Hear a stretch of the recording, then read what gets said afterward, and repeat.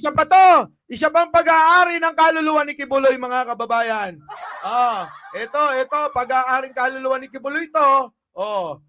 Panoorin nyo, ha? Ayan na, pag-aaring kaluluwa ni Kibuloy. Kita mo? Ganyan. Ganyan ang mga pag-aaring kaluluwa ni Kibuloy. Ala ka. Sige. Yan. Yan. Mga pag-aaring kaluluwa ni Kibuloy,